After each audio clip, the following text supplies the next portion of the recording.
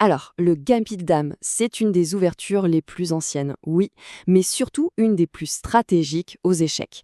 Aujourd'hui, ce qu'on va faire, c'est vraiment plonger dedans, décortiquer ses secrets à travers une partie qui est juste magistrale, pour essayer de piger ce qui la rend si redoutable. Regardez-moi cette position. On est en 1939 et sur l'échiquier, on a deux véritables légendes. Keres contre Smyslov. L'attaque des Blancs, là, elle est juste dévastatrice. C'est presque de la poésie. La question c'est, mais comment? Comment est-ce qu'ils en sont arrivés là? Parce que la réponse, elle n'est pas dans cette image. Le secret, il est caché bien, bien avant. Non, non, la clé de cette attaque foudroyante, ce n'est pas une combinaison spectaculaire qui sort de nulle part. La victoire, en fait, elle s'est construite petit à petit, pierre par pierre, dès les tout premiers coups. Alors, pour comprendre, pour vraiment saisir ce qui s'est passé, on n'a pas le choix. Il faut remonter le temps. On revient au tout début. C'est là, dans l'ouverture, que le piège a été tendu, que le terrain a été préparé pour le chaos final. Et cette ouverture, eh bien, c'est le fameux gambit de dame, hein. C'est le cœur de notre histoire aujourd'hui. Bon, alors, le gambit de dame, qu'est-ce que c'est concrètement? C'est simple. Les blancs commencent par D4. Les noirs répondent D5, logique. Et là, coup numéro 2, les blancs jouent C4. Ils proposent un pion, ils l'offrent comme ça.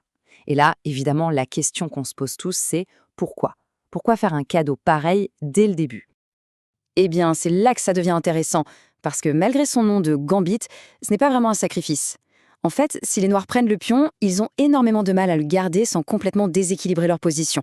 Donc ce n'est pas un cadeau, c'est un investissement. Un investissement pour prendre le contrôle du centre de l'échiquier. Et cette idée, elle n'est pas nouvelle, loin de là. Elle a traversé les siècles, pensez-y. On en trouve les premières traces à la fin du XVe siècle, ensuite elle devient populaire au XVIIIe, puis c'est l'arme de choix des plus grands champions dans les années 20 et 30, et elle fait même un retour fracassant dans la culture pop il y a plus.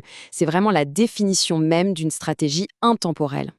Donc, les Blancs ont joué C4. Et maintenant, la balle est dans le camp des Noirs. Ils font face à une décision absolument cruciale, un choix qui va définir tout le caractère de la partie. La question est simple, on prend le pion ou on ne le prend pas? En gros, il y a deux chemins possibles. Le premier, c'est le gambit de dame accepté. Les noirs prennent le pion. Là, la partie devient très ouverte, très dynamique. Le deuxième chemin, c'est le gambit de dame refusé. Les noirs ignorent le pion et préfèrent solidifier leur centre, souvent avec le coup E6. Et là, on part sur une bataille beaucoup plus positionnelle, plus stratégique. Et c'est justement cette deuxième voie qui a été choisie dans la partie qu'on analyse. Allez, on retourne à notre partie de 1939. Maintenant qu'on a posé les bases, on va pouvoir voir concrètement comment les principes du gambit dame refusé ont permis à Keres de monter cette attaque absolument magnifique. Donc, la partie s'engage sur un gambit dame refusé. Les premiers coups sont assez standards, du développement classique. Et puis, Smyslov, avec les noirs, joue le coup BC. À première vue, c'est un coup parfaitement normal. L'idée, c'est de développer son fou de case blanche en B7. Logique, non? Eh bien, ce coup qui a l'air si anodin, si naturel, c'est en fait la petite graine qui va mener à la catastrophe. Et comme le dit très bien l'analyste de Blitzstream, le problème n'est pas tant le fou qui va en B7, mais ce que ça veut dire pour l'autre fou, celui qui est en C8. Voilà le cœur du problème. Une fois que le fou arrive en B7, il se retrouve face à un mur, son propre pion en D5. Il devient ce qu'on appelle un mauvais fou. C'est une pièce complètement passive, qui ne contrôle rien d'important, et surtout qui est incapable d'aider à la défense de son roi, qui est de l'autre côté de l'échiquier. C'est comme jouer avec une pièce en moins. Keres, lui, voit ça tout de suite, et y met en place un plan d'une clarté et d'une logique implacable. C'est magnifique à voir. D'abord, il réorganise ses forces. Ensuite, et c'est l'étape clé, il amène systématiquement toutes ses pièces vers l'aile roi.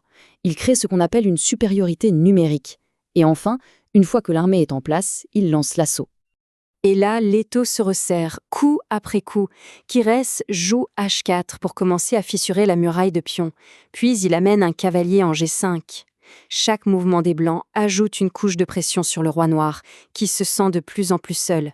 Et pendant tout ce temps, n'oublions pas, le fou en B7, il regarde impuissant. Et puis vient le coup décisif, fou en F5. Ce n'est pas un sacrifice de dame, ce n'est pas un coup qui flash, mais c'est un coup d'une précision chirurgicale. C'est le coup qui lance une séquence forcée, une combinaison qui va tout simplement submerger les défenses noires. Après ça, c'est fini.